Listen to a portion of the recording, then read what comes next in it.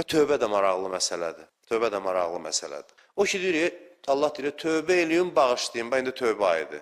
Tövbə eləyim, bağışlayayım. Bax, bağışlayayım nə deməkdir? Bağışladım, bağışlayayım nə deməkdir? Diqqət eləyin mənə, diqqət eləyin. Biz bir dənə xəta elədik, pis iş gördük, elədir?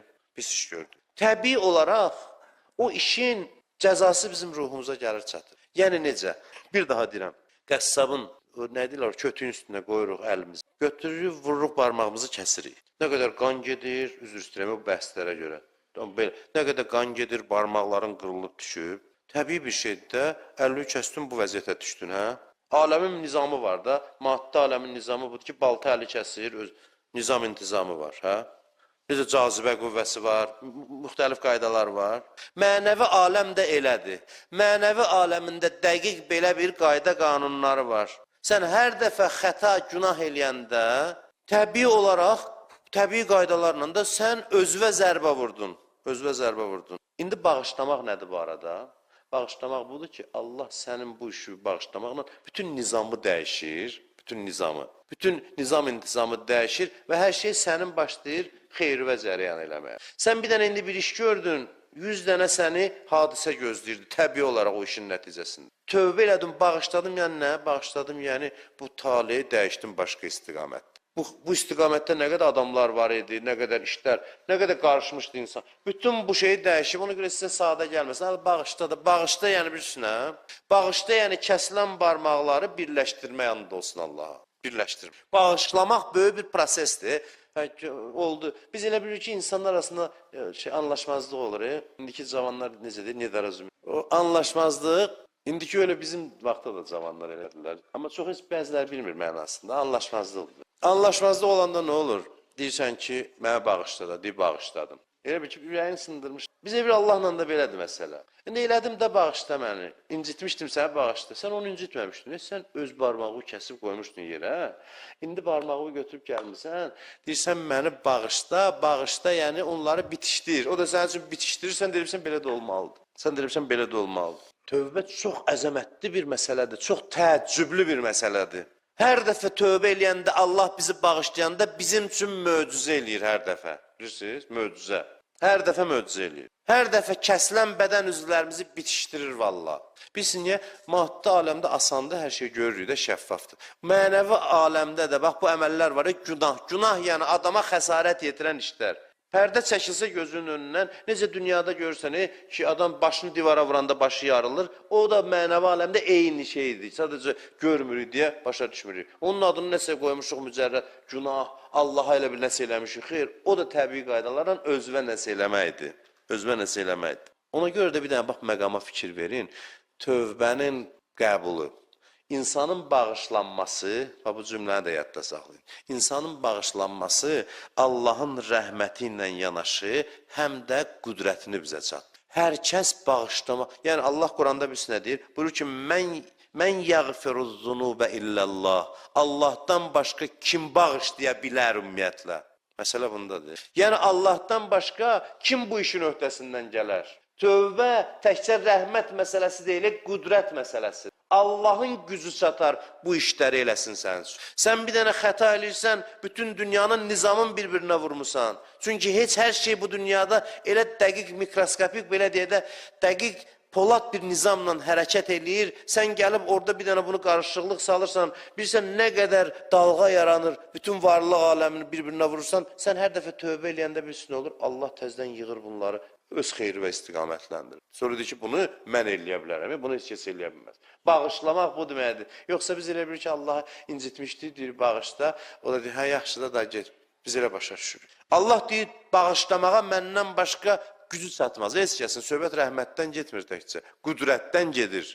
Bağışlamaq üçün qüdrət lazımdır. Bu elə-belə bağışlamaq deyil. Bağışlamaq, yəni əyrəskiyi düzəltmək, bütün taleyi dəyişmək, hadisələrin axarını dəyişmək. Bir dənə hadisələr gözləyir də səni. Orada nə qədər adam dəxli var idi o hadisəyə.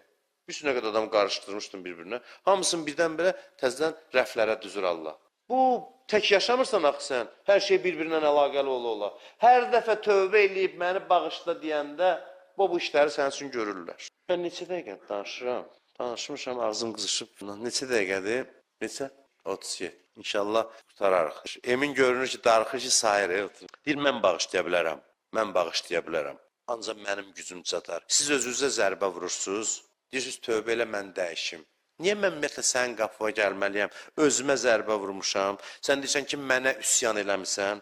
Axı, mən əmr eləmişdim sənə. İlahi, niyə əmr eləmişdim ümumiyyətlə? Xəbər verərdin. Xəbər verərdin. Bilirsiniz, niyə görə mən əmr eləmişdim? Əmrimlə sizin köməyinizə gəlirdim. Bax, bir dənə söz deyim, bax, lap sadələşdirim. Məsələn, bir meşədəyik, bir yerdəyik. Bir dənə görür, orada ayılar var, misal üçün, yırtıcı heyvanlar. Çıxırıq, qaçırıq getməyə. Bir adam gəlir, tanımadığımız adam. Bir qardaş, orada yırtıcı heyvan var. Xəbər verirdi ona, getmə sana. Deyir, yox, mən gedirəm. Deyirəm, sən Allah getmə. Deyir, gedirəm. Da özüm bil. Neyiniyim də, öldürməyəcəm özümü. Başa salıram ki, ayı var orada, şir var. İndi şir dəbdədir. Şir var orada. Şir var, nə var sənə hücum eləyəcək. O da deyir ki, yox, mən gedirəm. Gedirəm, bir dəfə deyərsən, iki dəfə deyərsən, üç dəfə deyərsən, deyəcək ki, gedəcək da neynəsən, özü öldürməsən, elədir. İndi bu sənin uşağın olsa, öz övladın olsa. Necə deyirsən onu, hansı tonda? Deyirsən, çəkil, keç bir yana. Çəkil bu tərəfə, orada vəhşi heyvan, başla əmr eləməyə, elədir. Qışqırırsan üstü. Hətta görsən ki, etina eləmir, bəlkə əl də qaldırarsan ona. Bu durub gedirsə, sevgi nəyə gətirdi, yaratdı, əmri yaratdı. Elədir. İndi desən, tam aydın olur. Sevgi əmri, xəbəri əmr şəklində bu cür verirlər. Allah əslində onu xəbər verir ki, qarşıda yırtıcı heyvanlar var, amma biganə demir. Yırtıcı heyvanlar var, getsə sizi yeyəcək, deyir, getmə, olmaz, özünə aid edir. Budur varlıq aləminin həqiqəti belədir. Reallığı bundadır, belədir. Əmri qatır ortaya deyib, olsun, mənim əmrimi yerə salmışsan, gəl mənim qapıma, mən düzəldim, mən bağışlayayım. Sən özünə xəsarət yedirsən, amma mən özümə aid edirəm, mənim sözümü yerə saldım. Bu məhəbbətin zirvəsidir, məhəbbətin zirvəsidir. Cəmaat bunu başa düşmür. Məsələn, bir şərab içir. Deyir ki, hə, siz buna günah baxır. Sizin əqidənizdə, əqidə məsələsi deyil, bu. Başı divara vuranda ancaq filan əqidəli adamların başı yarılır. Bu günahı gətirib hansısa əqidə ilə əlaqələndirmək lazım deyil. Allah ki, deyir, hicab giyin, açıq-saçıq gəzmə, filan işi gör, filan şey elə, filan işi eləmə. Bu yəni qaydalardır. Adamlar elə bilir ki, bu hansısa xas əqidədən doğan məsələlərdir. Xas əqidədən doğan məsələlərdir. Bu, insan üçün universal bir şeydir. Bütün insanlara zərər vuran şeylər dil eləmə. Dil eləmə. Siz hamınız bir aləmdə yaşayırsınız, eyni xüsusiyyətlərə maliksiniz. Bunları eləməyin. Elə bir ki, zəhəri götürüb içirsən, Allah göstərməsin, içi tikə-tikə eləyirsən. Günahın hər biri belə bir şeydir. Həqiqəti. Buna görə deyir, eləmə. Tikə-tikə olacaq üçün zəhər məhv olacaqsan. Günahların hamısı belədir. Zövq məsələsi deyil. Hə, məsələn, biz bilirik ki, Allahın zövqü, Allahın nədənsə xoşu gəlmir. Məsələn də, mən bu formada giyinməyi xoşlayıram. Allahım da, əstəğfurullah, Allah da oturub. Deyir ki, mən xoşlayıram ki, qadınlar belə giyinsin. Belə giyinin ha. Mən xoşum gəlmir içkidən. Deyirəm, içməyin ha. Öz keyfimlə, öz xasiyyətimə uyğun, belə deyil, məsələn. Belə deyil, məsələn. Elə bil ki, zəhər içirsən, sən taqətdən salır. Allah deyir, zəhər içmə, yəni, məsələn, qeybət eləmə. Yəni, yalan danış. Sənin üçün deyir bunları. Və bir alim deyirdi, bunu ondan eşitmişdim. Deyir, qəribə olar ki, adam əlini kəsir, sonra başlayır onun əlini müalicə eləyən həkimlər ələ salmaq. Bəzi adamlar günah eləyib, dinə ələ salanlar belə. Dinə ələ salanlar. Hə, sizdə filan şey, sizdə bizdə nədir? Sizdə bizdəsi var bunun. Adam 180-la gələ, maşından divara tərəf vura, deyə, sizdə belə vuranda adam başı yarılır, sizdə bizdəsi yoxdur. Sizdə bizdə yoxdur, bu qaydadır. Adam üçün bu qaydadır, ümumi qaydadır. Zələmtu nəfsi, Həzrət Əleyhisselam deyir, özümə zülm elədim, özümə zərbə vurdum, özümü bədbəxt elədim. Cəmaatın günaha baxışı belə deyil, vallah. Günah faciədir. İnsan özü üçün, cəmiyyət üçün. Biz elə bilirik, sadəcə Allahın xasiyyətinə zidd işlərdir, deyib eləməyin də bunları. Allahın xoşuna gəlmir sadəcə. Günah, yəni özümə ağır zərbə vurdum. İlahi, bəs sən niyə narahatsan? Mən özümə eləmişəm də. O da deyir, sən başa düşmürsən. Sən özün özünə zərbə vuranda anan narahat olur. Deyir, ana, sənin nə var? Bədən mənim. Sənin başına bir iş gələndə deyirsən ki, anam bilməsin. Hə? Mən də belə narahat oluram da bəs. Ananın da rəhməti mənim rəhmətimin bir zərrəsidir də.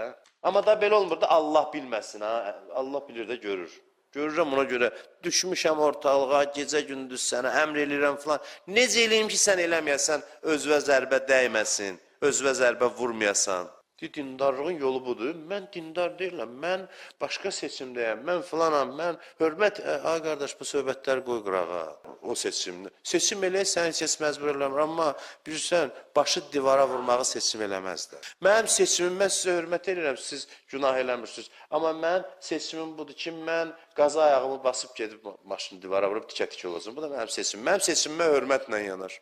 Deyirəm, hörmətlə yanaşım, seçim. Amma yazıqsan axsan. Hörmətlə yanaşım, amma yazıqsan sən. Günah hamıya eyni təsiri göstərir. Ona görə Allah bu qədər fəryad eləyir, kitab göndərib. Bunu başa düşək. Bunu biz başa düşək. Uşağın işi asandır da. Məsələn, bir dəfə təzədir, hələ gözün təzə açıb. Məsələn, əlini peçə aparır, deyirsən, bu yandırır ha. Görürsən, başa düşmür, bir də əlini aparırsan, biraz yanır və ömrünün axırınacan öyrəndi bunu. Çünki bədən dərhal hiss elədi. Mənəvi məsələlər ondan betər yandırır. Sadəcə problem bundadır ki, onun kimi hiss olunmur deyə Allah 114 surə göndərir. Ölüm bilirsiniz nədir? Ölüm bilirsiniz nədir?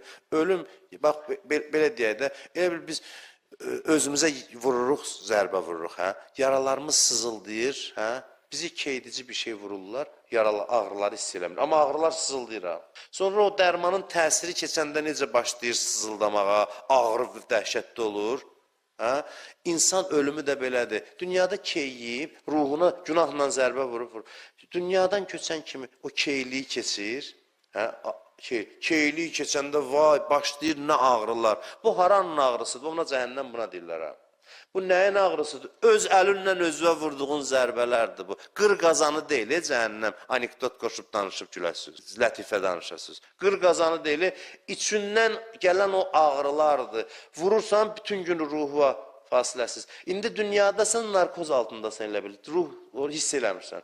Ölümdə elə bil o ayıldı, o keylik keçdi. Birdən başlayır dəhşətli ağrılar. Deyir o Əlləzi təttəli'u aləl-əfidə, içdən yanan oddur. O ağır əzabdır. Çünki, belə deyək də, ruhdan gələn əzabdır. O od fərqli bir od, fərqli bir od. Allah bütün bunları xəbər verir bizə sadəcə. Xəbər verir ki, bu əməllərin həqiqətidir. 2 nəfər gəlir, Peyğəmbər baxır onlara deyir, ət yemişsiniz elə bil. Deyirlər, ya Rəsulallah, ət haradaydı? Çörək tapmırıq yeməyə. Deyir, yox, ət yemişsiniz siz. Deyirlər, ya Rəsulallah, şəkkə düşürlər ki, bu Peyğəmbər deyil də, yəqin. Deyir, necə ət? Salman Farsi ilə oturmuşdunuz, onu göndərdi yemək tapmırıq. Nəsə bir məmuriyyət yerinə yetirirlərmiş, hərbi nəsə. Elə bil ki, təminata da Salman Farsi baxırmış mı? Nə, belə bir şey. Deyirlər ki, ged oradan bizim üçün bir şey gətir də, tədarük elə yemək. Əmrinə yox, lap xahişlə hər nəyini. Gedir, Salman gəlir, deyir ki, alınmadı. Salman gedəndə bir-birinə deyirlər, bu da ki, dənizə gedər.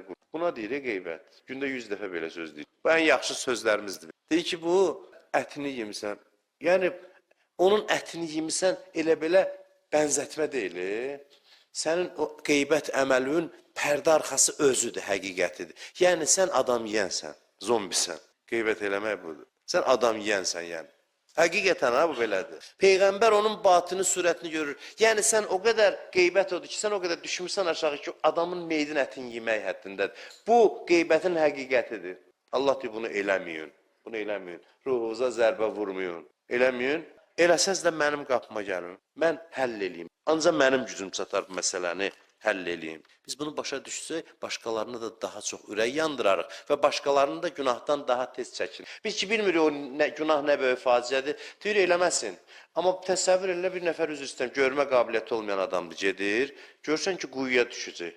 Quyuya düşəndə neyinsə tutursan eləmə, bax, cəmaatın günah eləməyinə bəsirətli adamın baxışı bu. Ona görə olar, gecə yatmır, gündüz yatmır, ağlayır, əlindən tutur, qoymur, görür hara gedir, bilir neyniyir. Biz görmürük axı.